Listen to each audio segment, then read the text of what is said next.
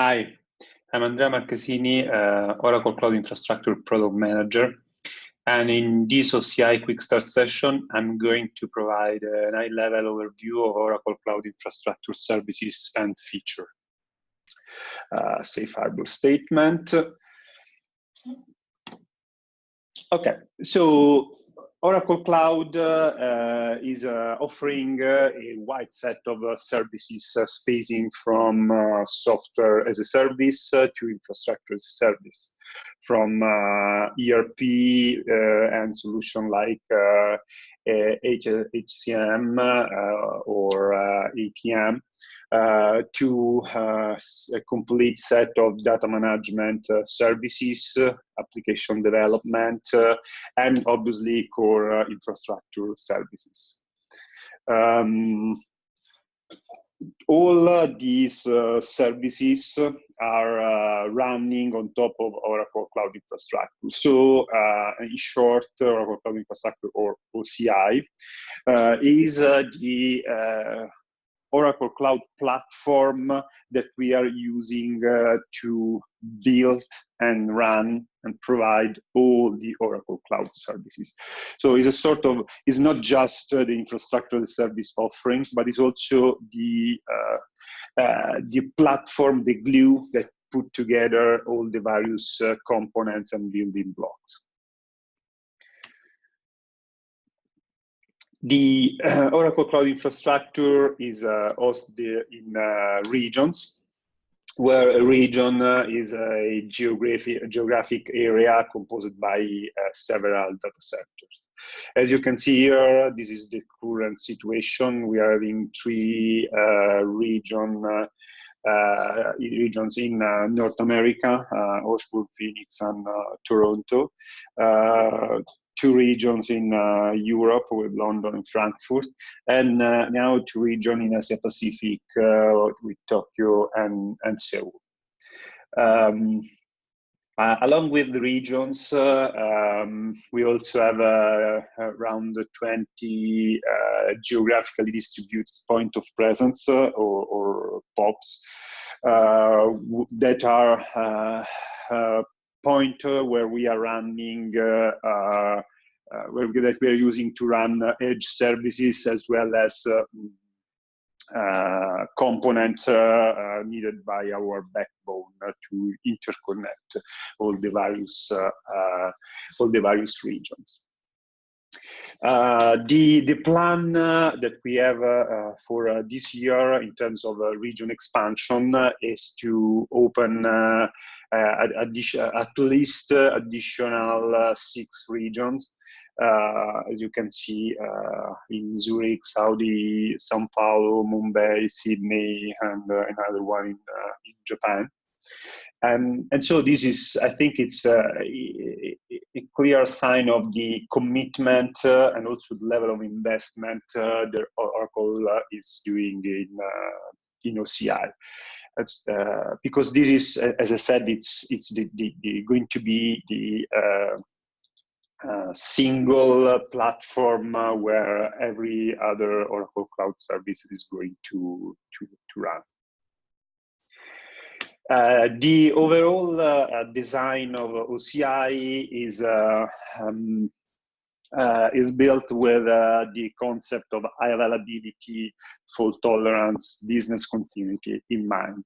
So we are offering a set of different features and components that allow our customers to build high available and fault tolerant application and workload on top of OCI. Starting with the concept of regions, where regions is going to offer protection for disaster and together with data residency compliances.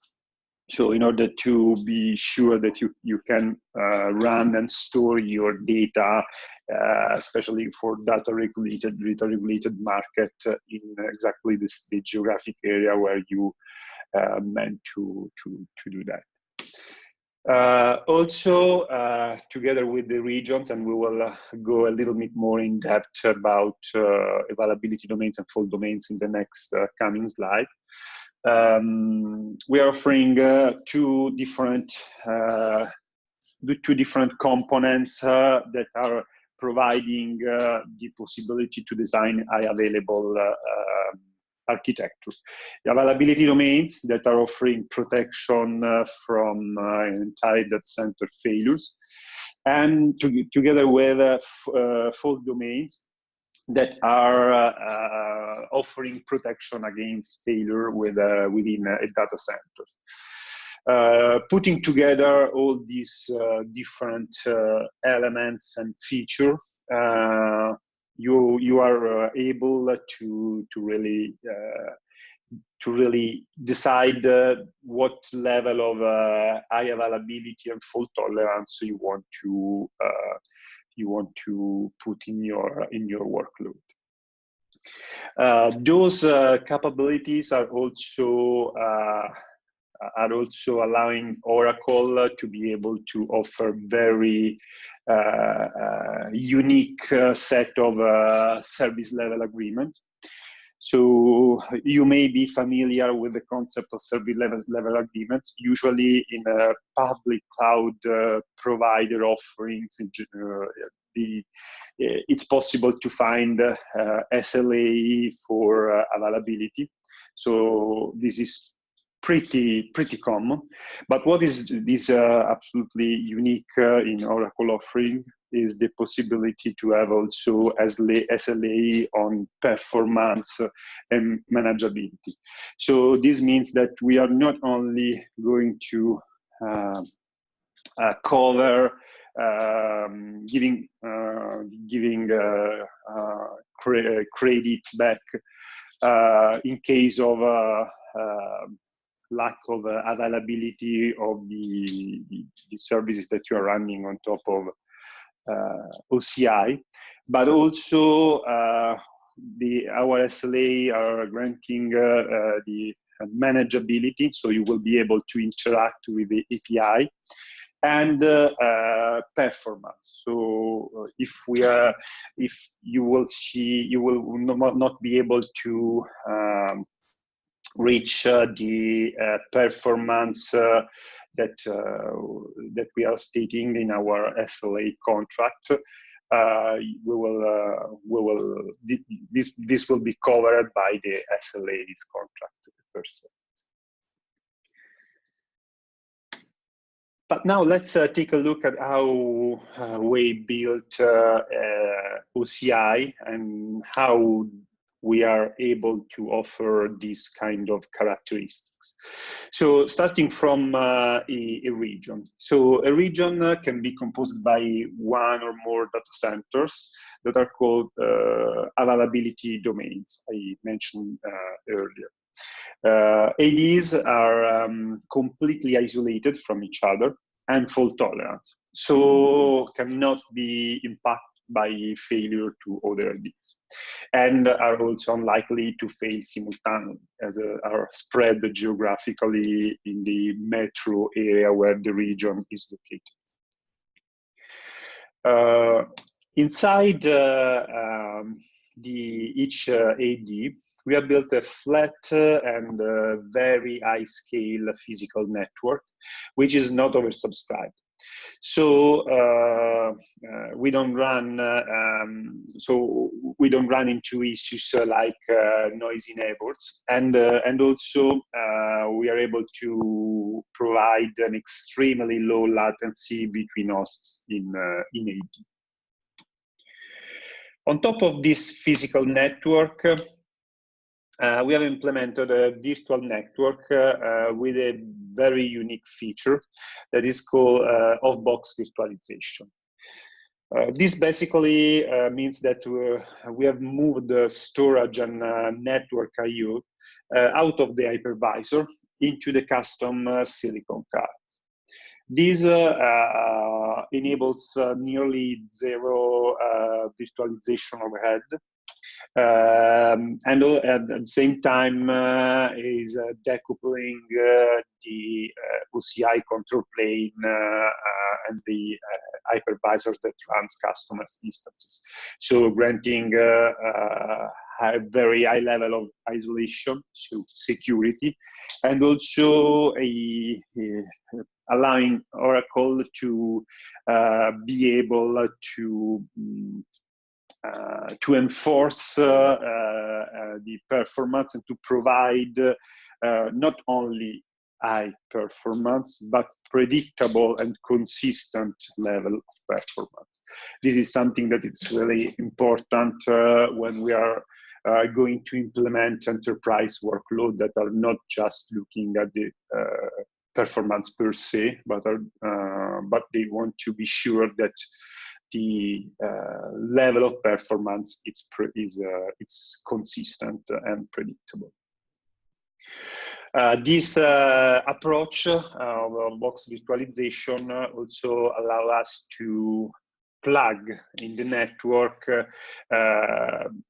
nearly everything that is having a network card adapter. So on top of the same virtual network that span across all the availability domains inside the region, we are able to offer from the virtual machine to proper bare metal node, where you are having a full control over the bare metal box, as well as various offering around database from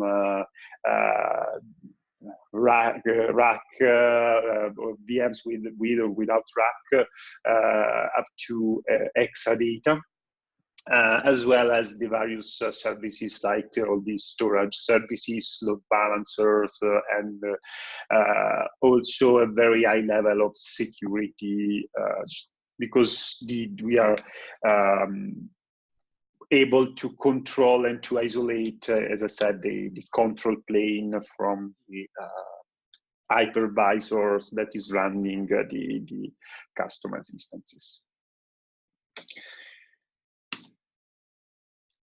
Inside the OCI, as a main building block, we are offering different set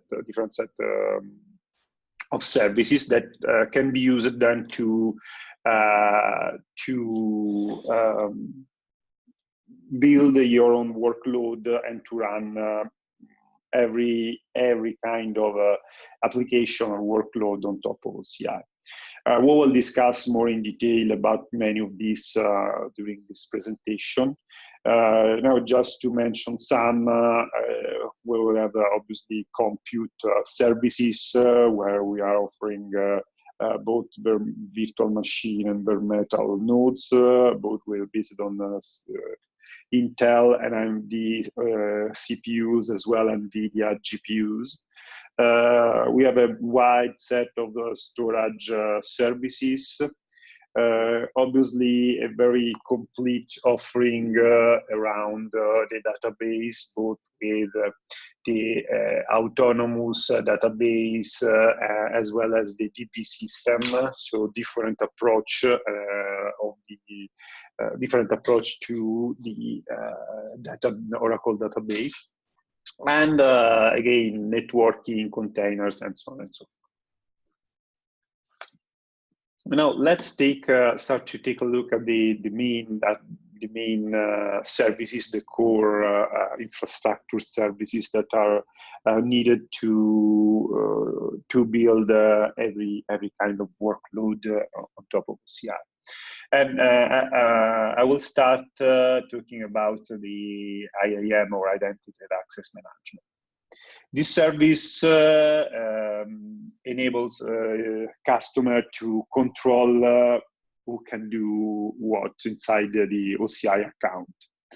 It's based on the concept of semi-permanent principals that can be the users and instance principals, depending if you are interacting with, there is a human being that is interacting directly, or if you want to provide authorization to your application via instances.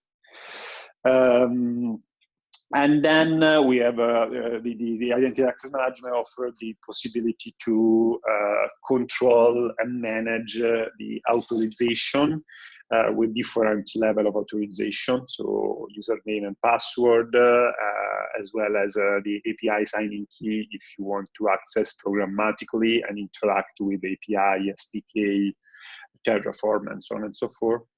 As well as the auth token that is meant to provide authentication while working with third parties APIs. Once you have authenticated your principal, then you have the control of the authorization. So authorization is provided via human readable statements, or that are called policies. And what is important to note is that the approach that we followed when we have built the OCI foundation is always the approach of least privilege. So in this case, this means that a user per se is not able to have any interaction with any resource inside the OCI. You need to put the user in a group and then associate to that group a specific policy in order to allow any kind of authorization to the user. We also introduced a pretty unique concept called compartment that is meant to provide logical boundaries between resources in order to provide the possibility to organize and isolate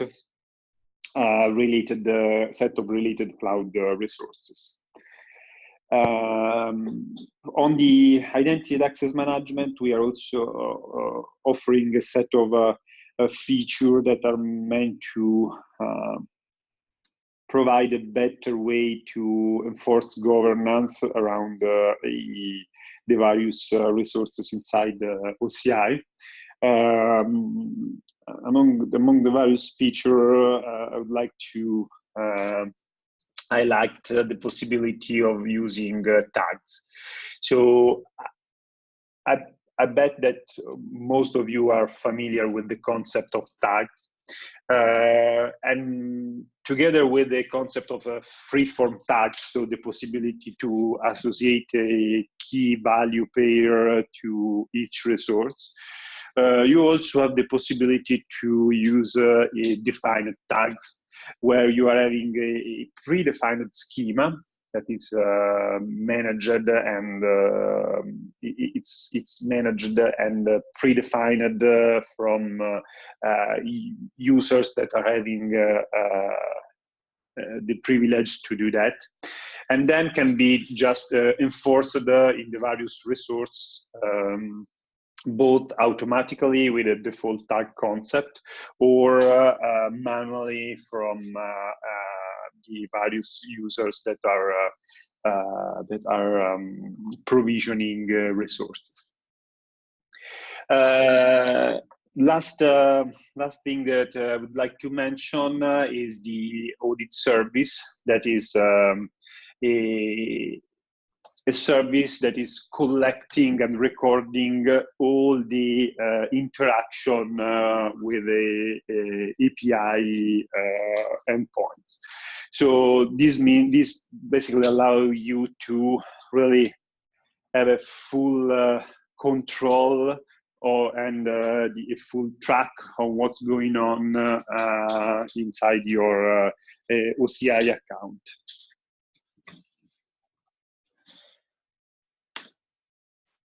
The first time that you are signing for OCI, you will find a tenancy that is basically is considered is basically a root compartment. This will, the tenancy represent the full OCI cloud account. Is a global concept, so the tenancy can then be, it's available in all the same tenancy is available in all the regions that you are decide to subscribe to. Inside the tenancy, there is an administrator, a pre-built administrators group with that is containing the administrator users, that are the ones that are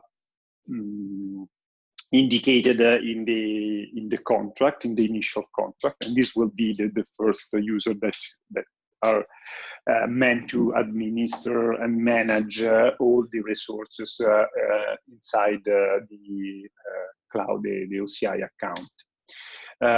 The groups is associated with the default policies that allow the group administrator to manage all resources in tenancy. So obviously this is to grant you the possibility to control the cloud, the OCI cloud account itself. Then once you log in, obviously you can start to create multiple users, groups, different policies, and slice your tenancy in multiple different compartments. You can have also nested compartment up to 6 level. Let me just quickly jump on my environment.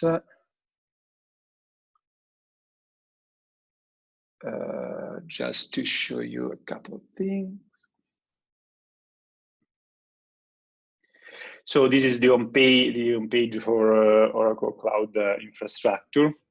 As you can see, you can find a set of quick action that are basically shortcut to provide you a fast access to some of the services, the most used services.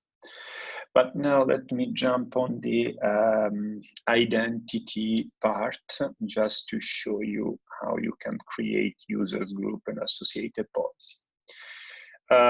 So I'm now working in the compartment QuickStart, that is a sub-compartment of the compartment training. So this is the compartment I already built in advance, and I'm going to work on this today.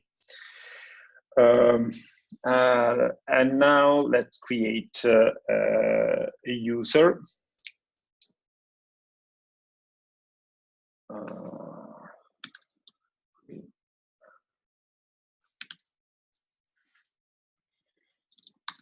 Start user. Each and every resource can be associated with a tag. So let's see, QuickStart true. And the user is now created. Now this user, QuickStart user, is not able to interact with any resources, not any kind of authorization. In order to provide whatever authorization, so let's imagine that we want to provide this user the possibility to control the compartment QuickStart, so to manage that specific compartment. So I'm going to create a group. Let's see, QuickStart group. I can add a tag also here. And once I have the group, I'm going to add the user QuickStart to this group. Obviously, each user can be part of multiple groups. Once I have the user and group, the association between user and groups, the last thing that I need to do to provide authorization is to create a policy.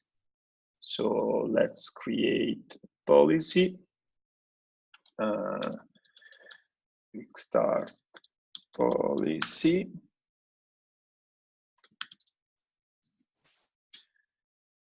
QuickStart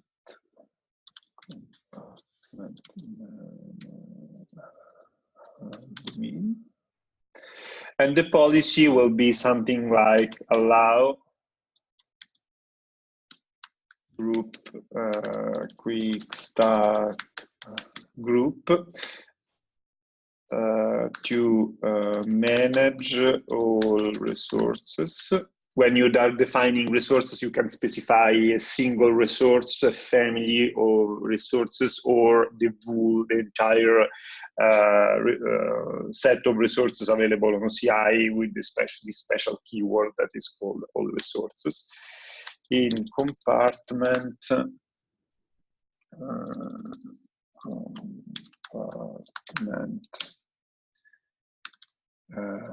QuickStart.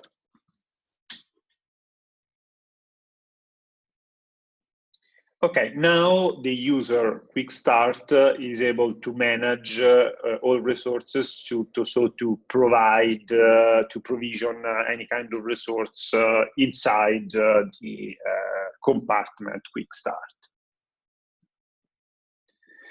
So each resource is associated with a specific identifier called OCI ID. So as you can see here, each resource, in this case, the policy is associated with that specific unique identifier. And this is really important, especially if you are going to interact programmatically via command line interface, SDK, and so on and so forth. So those are elements that you can find, that obviously you can get from an API call, so via CLI and SDK, as well as from the interface. So this is the way you are going to define, identify the various resources. What is important to say while talking about identity and access management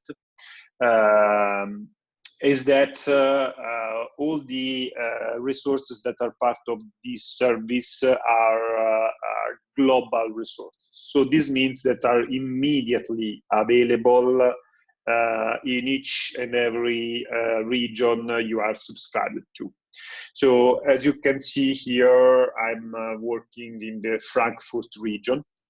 But if I'm going to move in a different region, let's say I'm going to move just to show you in Augsburg, I'm still seeing exactly the same users, QuickStart users, exactly the same groups, and so on and so forth. So the scope, this means that the scope of the identity and access management service is a global scope, and this is how you can interact no matter the region where you are in. You always will be able to find all the definition related to the identity and access management. We will see later that this is not true for all the services. Let me go back on Frankfurt. Okay, and go back.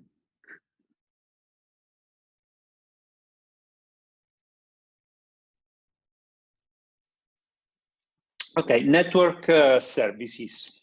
So the network that is the virtual network that you can run inside OCI is we are calling it virtual cloud network, or VCN. And basically, you can define your VCNs inside your account using single contiguous IPv4 CIDRs. You can create multiple VCNs, and each VCN, and those are isolated from each other. Inside inside a VCN, then you have all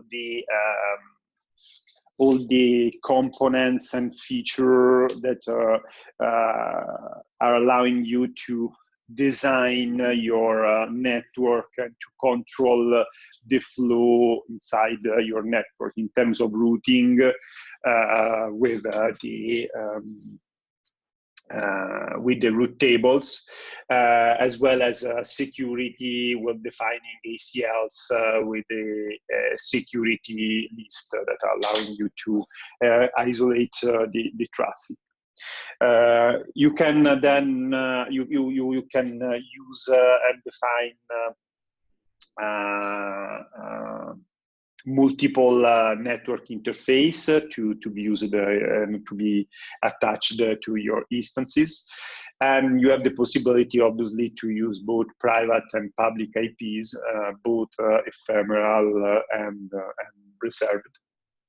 And then you can leverage additional advanced service, advanced network service like load balancer that is offering both layer 4 and layer 7 with TCP and HTTP load balancer, with the support also to content-based routing, SSL, session affinity, and so on and so forth, as well as the possibility to manage DNS zones and records directly from inside the OCI account.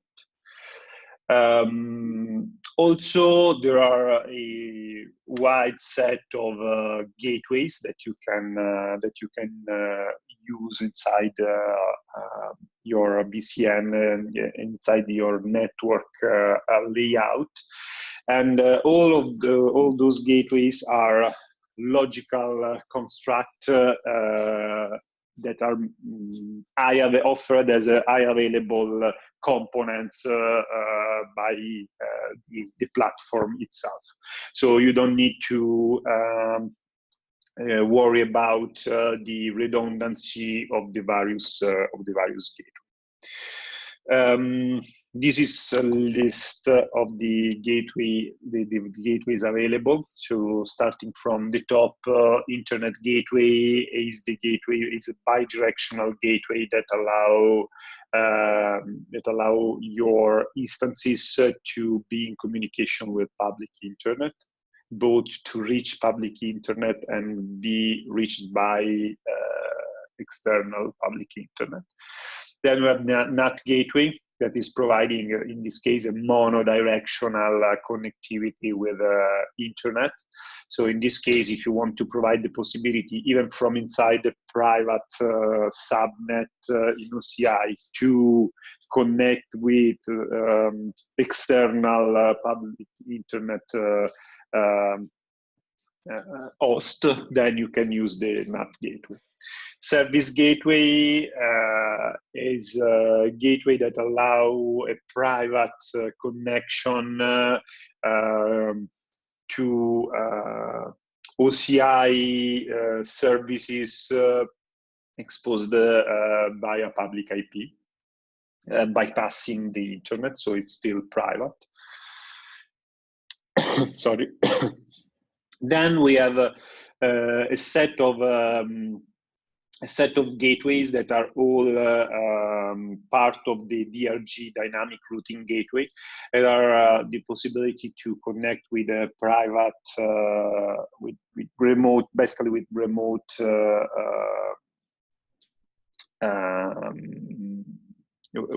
remote host in a private way, so leveraging IPsec VPN as well as Fast Connect, but also the possibility to establish a peering between different VCNs that can be local between VCNs that are in the same region, or remote between VCNs that are in a different region.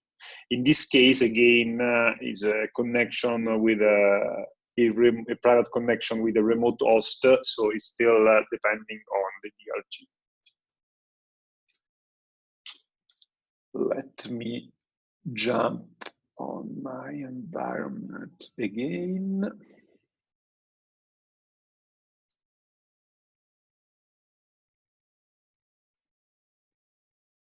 Okay, now let's go to create the network.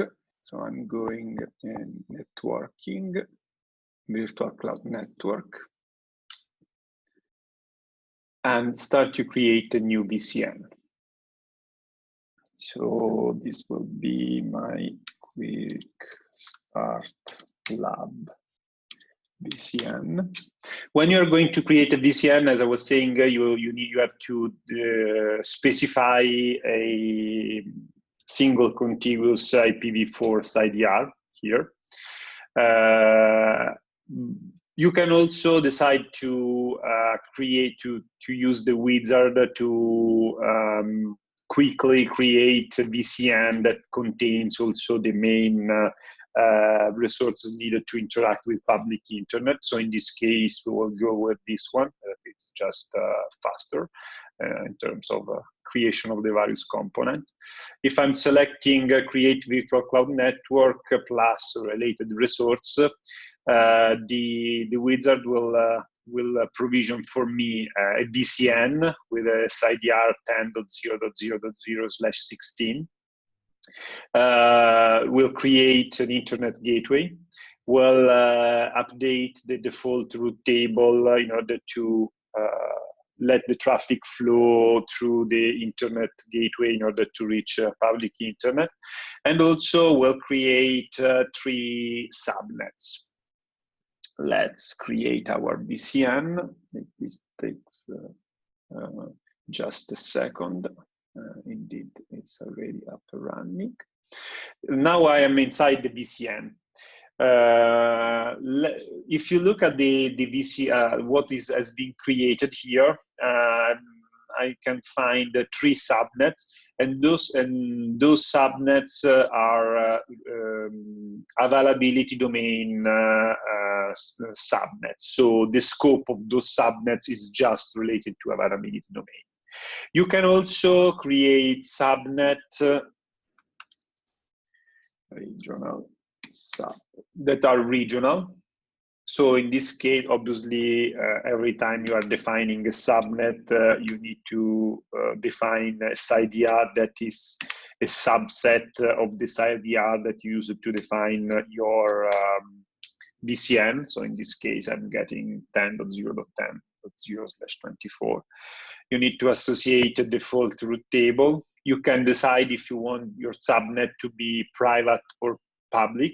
So this basically allow you to define at creation time if you want to provide the possibility for the compute instance that will be attached to this subnet to have public IP associated in case of public subnet, or to prevent to any public IP associated to the instance inside this subnet in case you use a private subnet. And that's it. You have then to define your default security list and create the subnet. As you can see, in this case, this is a regional subnet. So you can use both of them depending on your workload and on the layout of the network that you want to realize on top of OCI.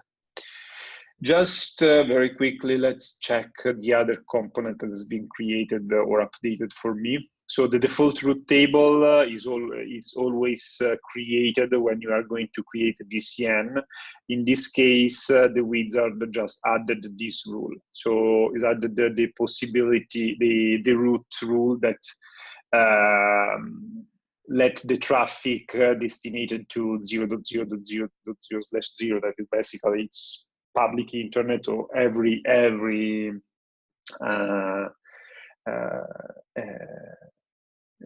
that's used to indicate public internet via the internet gateway.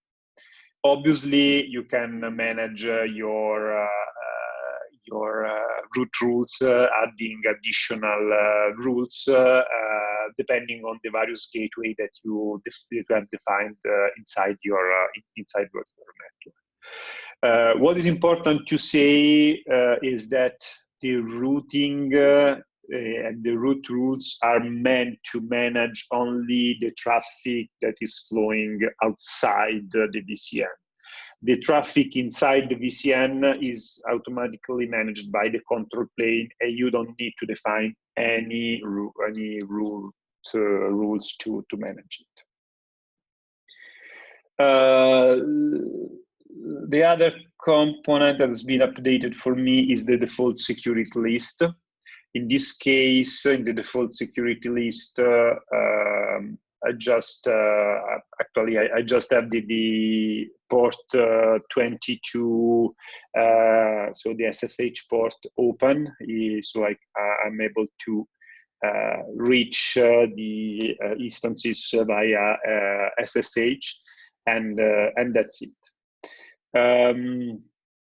What is important to say about the security list is that security lists are defined and attached to the subnet, so are defined at VCN level, attached to the subnet, are enforced at instance level. So this means that in order to talk to each other, instances even inside the same subnet need to have a security list that allow that connection, that traffic. Sorry. Last component that has been created automatically for me is the internet gateway. As I said, this is a logical construct that is already redundant by design. So as you can see, I cannot create other internet gateway because it makes no sense to have multiple internet gateway, as this is already available and it's usable and available in the whole region, because the scope of the various gateways as well as the VCN is always a regional scope. Okay, compute service. So the compute service is offering the possibility to provision both VMs and bare metal instances, where a bare metal instance is a proper bare metal box where you have a full control over the full box up to the firmware, and it's usually meant to be used for high performance workloads. It's possible to run most of the Windows and Linux workloads, and it's also providing a very flexible way to size the instances itself.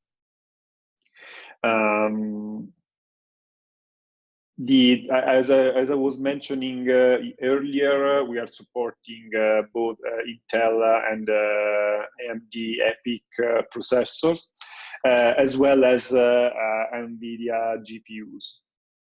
When you are going to provision compute instances, you are able to select from a wide set of options, from Oracle provided images to custom images that are basically a sort of golden image that you can save, export, and import in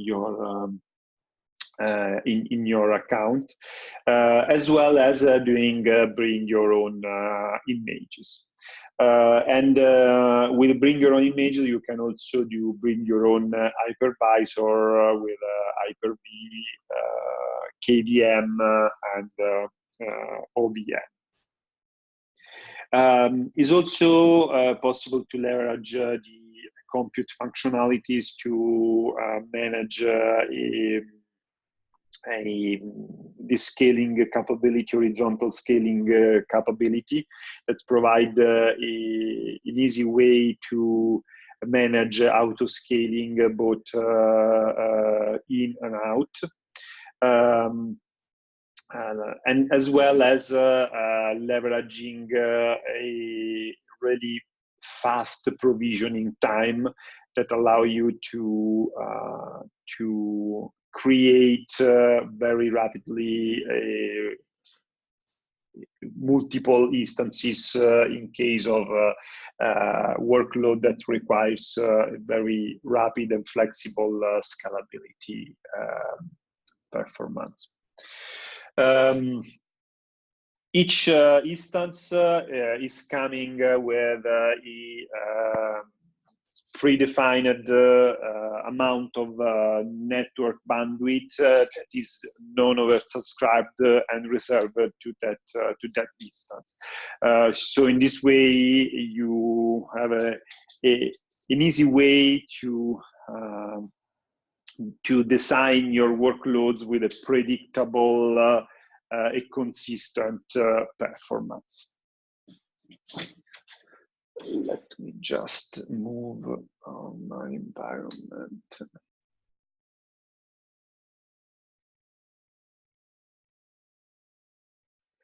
So let's create a compute instance.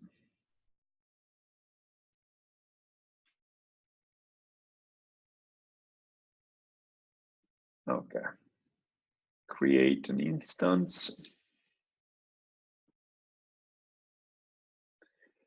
When you are going to create an instance, obviously you need to name lab instance. You have to select an availability domain. The compute instance are availability domain specific resource. So this means that are living in a specific availability domain. So I'm going to select availability domain 2 here. Then you have the possibility to select the image, the source image that you want to use. There are plenty of source images. There are the platform ones that are based on so the one provided by Oracle, based on Ubuntu, CentOS, obviously Oracle Linux, as well as Windows Server from 2008 up to 2016. Then there are a set of Oracle, pre-built Oracle Enterprise images that are containing, as you can see, Oracle database, the NVIDIA GPU cloud machine, Oracle Linux for KVM, and so on and so forth. Plenty of them. Also, there is the possibility to select and start from a partner image that are coming from the marketplace, as well as use custom image, if any. So if you created any custom image, you can start a new provision a new instance from that custom image. Or if you are having a boot volume that you preserved from a previously created and terminated instance, then you can use that boot volume to start your own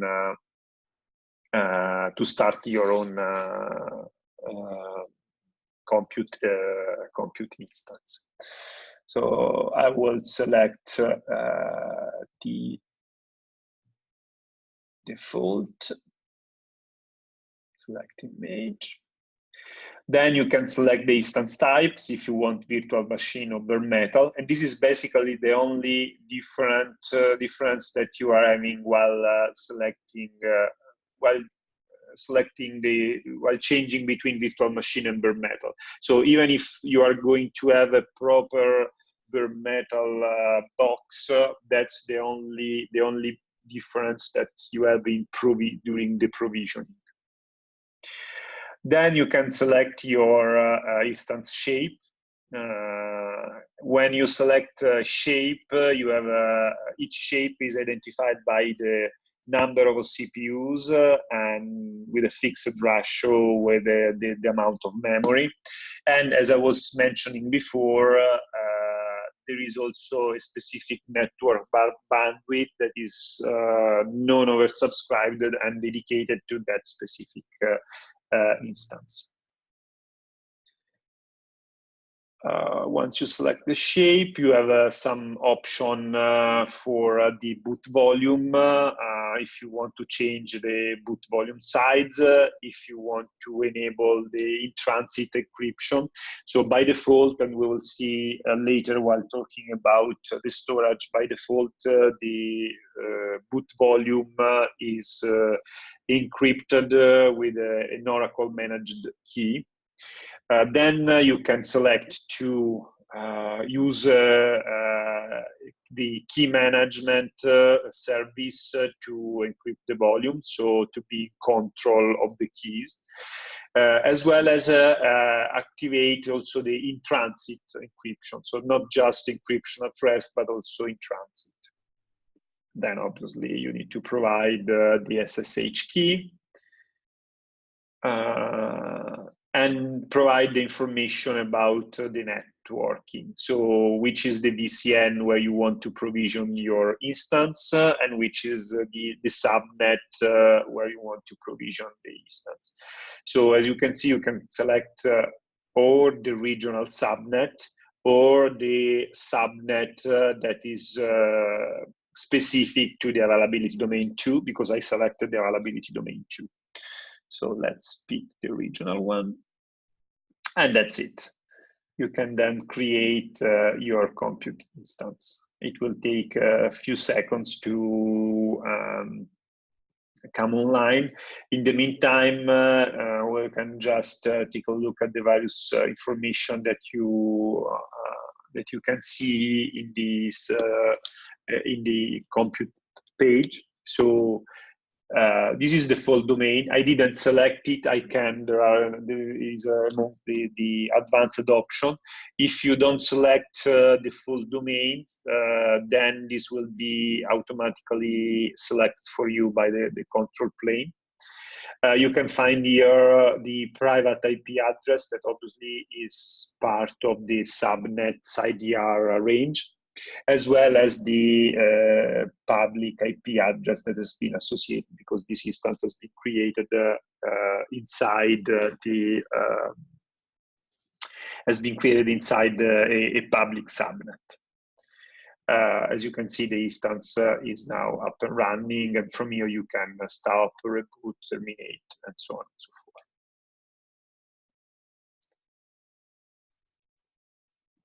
forth. Okay, storage services. In OCI, we have a wide selection of storage services, starting from the local NVMe SSD storage that basically provides the possibility to have a local attached to the instance, no matter if bare metal or VMs.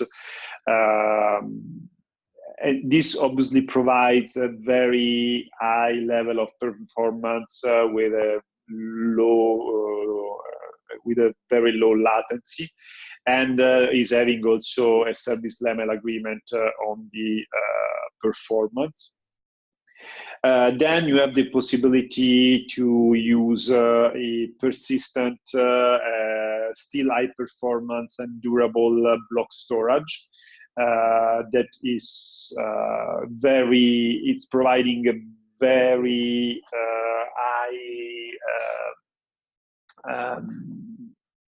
high level of performance, together with a really aggressive price. And the way is you can look at the performance offered by the block volume service are linear performance. So based on the sites that you are provisioning, you will have the performance that will be increased linearly. The block storage is actually used to provide both the block storage per se and the boot volumes, so both the block volume and boot volumes. And on top of the block storage service, you can leverage also advanced feature like clones and backups, where the backups can be automated or on demand. And those two characteristics are offering the possibility to create clones or backups in a really easy and fast way.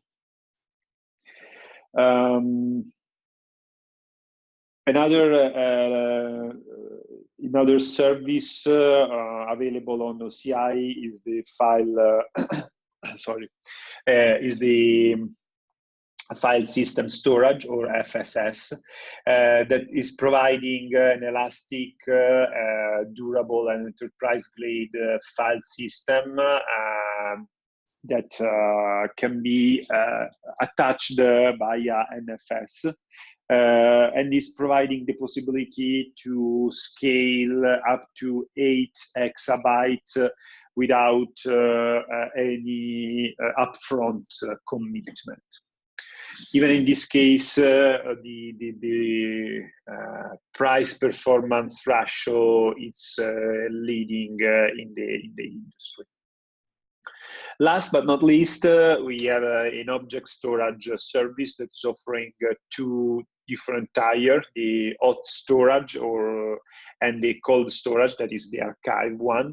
The first is meant to be used for data that are live data that you are interacting with.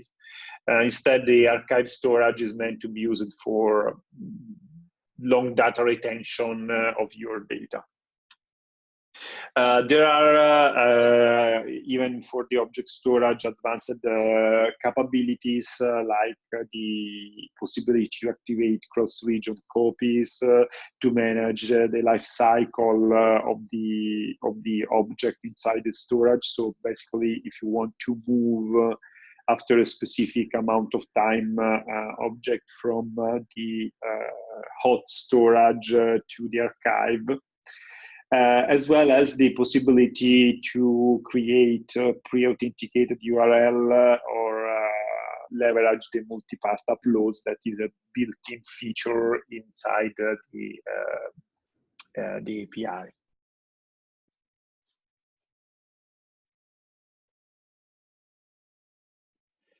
And let's go to create a block volume.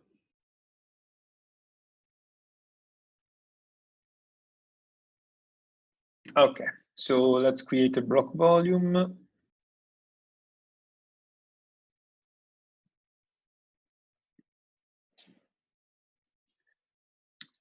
Quick start block volume. Even in this case, the block volume is an availability domain-specific resource. So you need to select which availability domain you want to provision your block volume. You can select the size of the block volume, starting from 50 gigs up to 32 terabyte, and you can attach up to 32 block volume to an instance. So basically, you can have up to 1 petabyte per instance. While provisioning the block volume, you can select if you want to activate backup policy. There are different backup policy with different frequency and retention time. Or this is something that you can activate even later. By default, the volume is encrypted at rest with Oracle managed keys. If you want to use the key management to manage your own keys, you can select this one. Obviously, you need to activate the key management service before, and then you are ready to create your block volume. Once you have your block volume ready, that can be attached to an instance, and you can easily create backup and clone of the block volume from here. The backup is going to be stored in the object storage. So this means also that you can easily restore the backup in less than 1 minute in each availability domains inside the region. And the clone instead is creating an immediate usable new block volume in the same availability domain. Block volume, it's up and running. When you are going to attach the block volume to your compute instance, let's try it.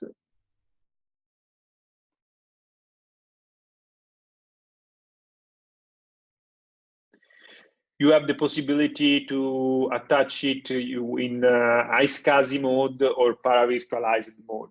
So the main difference is that if you are going with iSCSI, then you need to control the iSCSI protocol in order to attach and then mount your disk.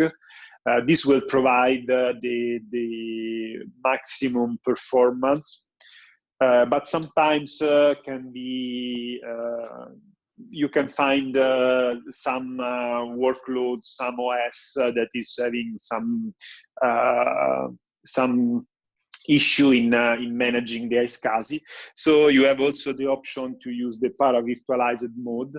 That is, as the name is indicate, suggesting, is providing a light para-virtualization just to hide the complexity of the iSCSI.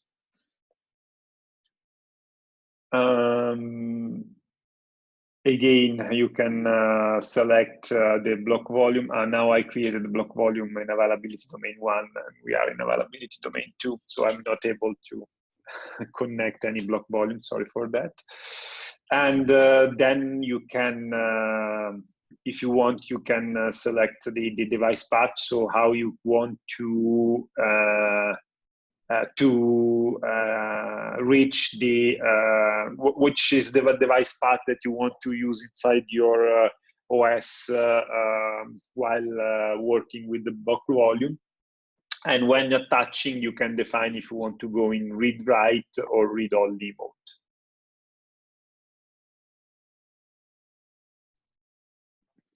Okay, database services. So as part of the Oracle Cloud Infrastructure offering, we are providing a very wide set of options for you to select to where to run your database, your Oracle database. So we are having the possibility for you to provision autonomous database, that is the autonomous database that is also autonomous ATP transaction processing, or ADW data warehouse, is offering a completely automatic tuning, patching, managing of the backup with an availability of 99.995%, together with a really fast provisioning. And this is a Oracle managed service offered on top of OCI. Or you can go with DB systems, that is a comprehensive set of offerings that span from VMs to racks to bare metal to up to Exadata that are meant to cover every kind of workload from the small dev and test up to the mission critical enterprise workload on top of OCI. There is a full support to rack and active data guard, and also you will find a complete set of tools that help you to manage the full life cycle automation of your database inside OCI. Looking at this table, you can see the main characteristics of the various instance type for the DB system. So in terms of scaling, if you are using the virtual machine, you will be able to scale up the storage from 256 gigs up to 40 terabyte. If you're using the bare metal, you can scale the CPUs. The bare metal is using a local attached NVMe disk, as you can see here. So you cannot scale the storage because you are already using all the storage that is locally attached to the bare metal node. But you can scale the CPU starting from 2 and up to the maximum number of CPUs available in that specific bare metal box. And with Exadata, again, you can scale CPUs from 0 to the maximum numbers of CPUs available, depending on if you are getting quarter, half, or full rack.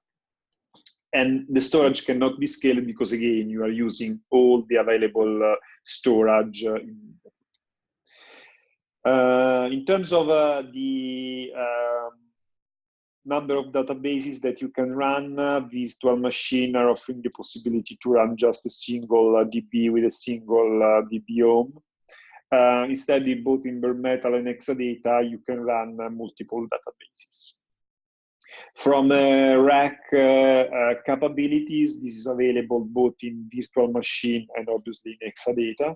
And the data guard, the automatic provision of the data guard is available for all the trees. We very recently released the data guard for the automation data guard for the data guard for the Exadata. So now it's available for all those three.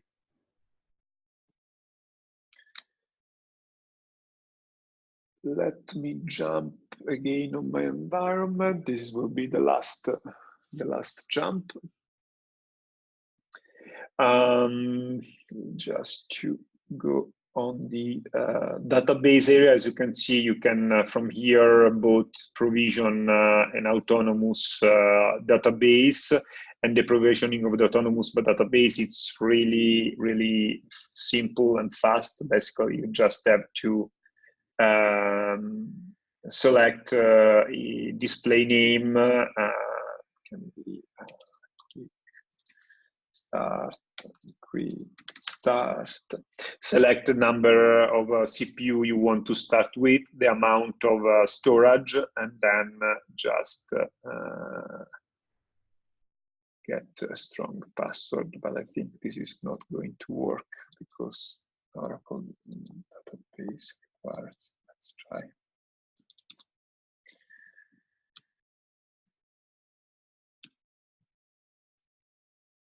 Okay. Okay. Once you have done this, you can create your own autonomous database, and this will be ready in a few in less than a couple of minutes. When one thing that I didn't mention earlier that is important to say is that both for the autonomous offering and for the DB system offering, you can select if you want to bring your own license, if you already have a license, or if you want the license to be provided together with the service. If I'm going now on the DB system, within the DB system, so the main difference we saw before are that in the autonomous is a fully managed service. The DB system is an automated service, so you still be in charge of the database. You will still the administrator of both the underlying instance as well as the database. You will be still the one that will decide if and when to apply patches, and manage the backups and so on and so forth, leveraging automation tools. So this is one of the main difference between the two services. So even here you have to get to select QuickStart. The name, QuickStart DB, select an availability domain. Then you can select which shape type you want to use. Let's go with virtual machine.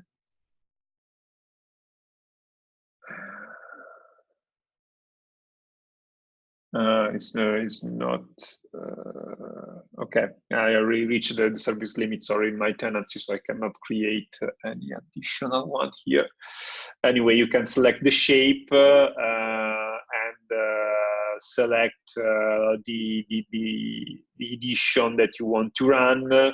With the CPU core count, it depending on the shape. So when you are going to select a virtual machine, you will be immediately associated with a certain number of CPU that are the CPU based on the VMs. Then the license type, again, if you want to go with the Oracle included license or bring your own license, and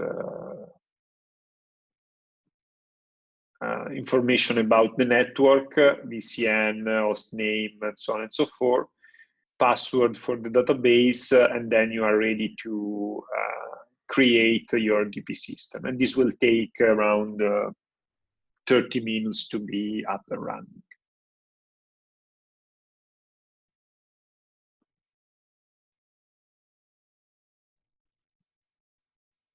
Okay, let me jump on my environment again and take a look at the provisioning steps for the autonomous. So autonomous transaction processing and autonomous data warehouse are sharing the same provisioning process. So when you are starting the provisioning, the only difference is that you need to make the choice at the beginning if you want to go with the data warehouse or transaction processing. Once this is done, you just have to pick a name and database name. And then you can select the number of CPUs that you want to start with, as well as the amount of storage. You can always scale this value in case of your workloads require more computational power. Then just set password. You have the possibility to bring your own license if you already have own Oracle database software license, or you can decide to subscribe a new license while provisioning the service. This is always available also for the DB systems. And then we can just go and create the autonomous database.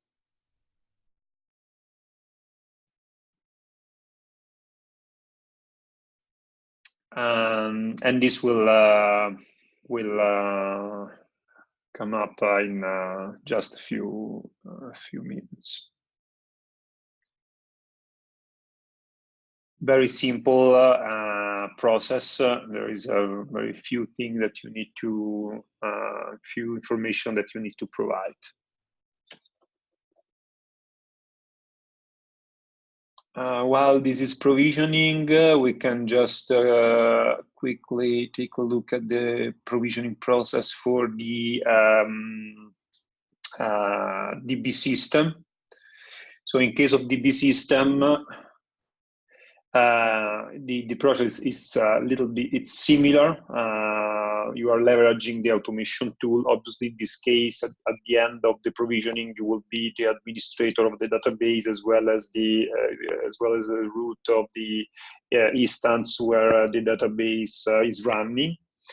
Let's pick a name, QuickStart DB.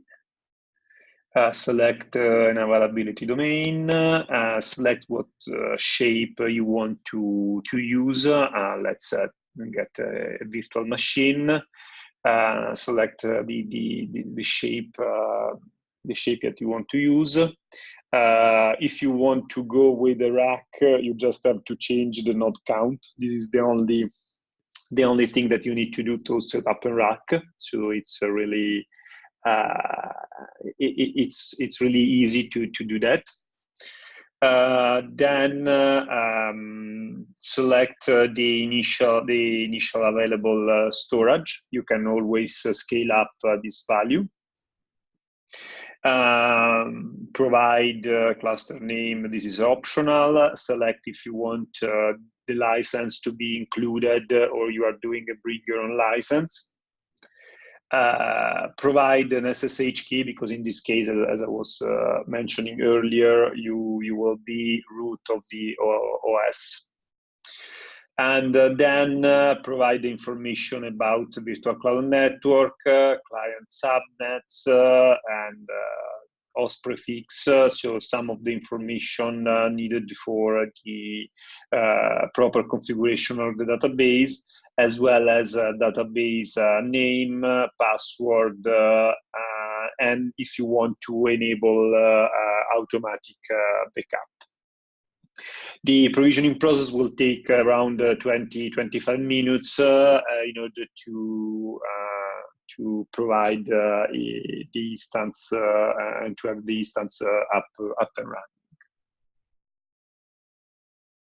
So just to summarize, why Oracle Cloud Infrastructure?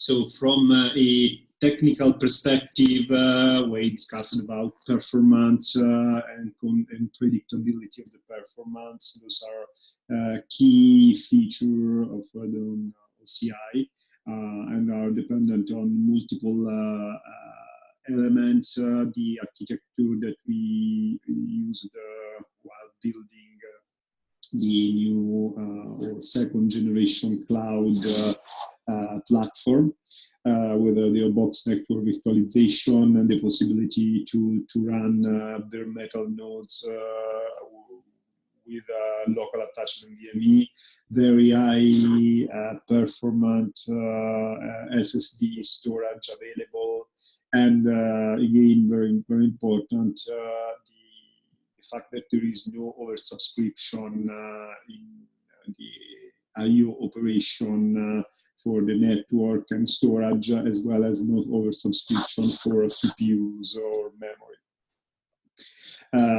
Again, this is definitely the best place to run your Oracle database workload in the cloud with a very wide selection of offering, from the autonomous to bare metal to VM, Exadata, and having the possibility to easily provision and leverage rack and data guard and active data guard, as well as being the best place to run your Oracle application like a business suite, GD Edwards, and so on and so on. From a business perspective, again, predictability is a keyword, and in this case, is together with a very aggressive pricing. So if you put together the performance and the aggressive price, the ratio is really terrific. Then also the possibility for you to bring your own license and leverage the universal credit model, as well as in general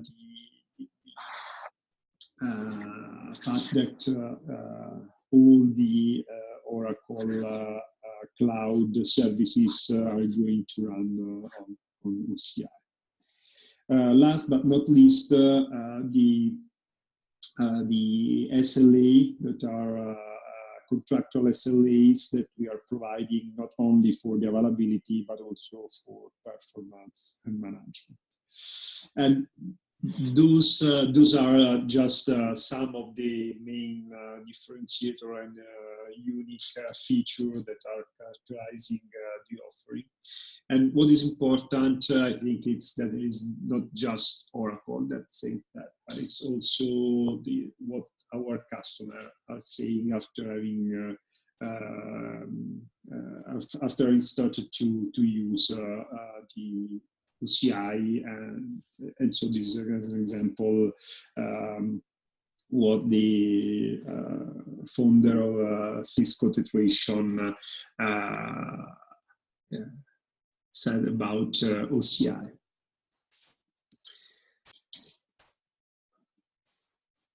Okay, thank you for attending the session, and if you want to try the OCI, put your hands on the environment and do some tests, you can register for a trial environment on cloud.oracle.com/try it.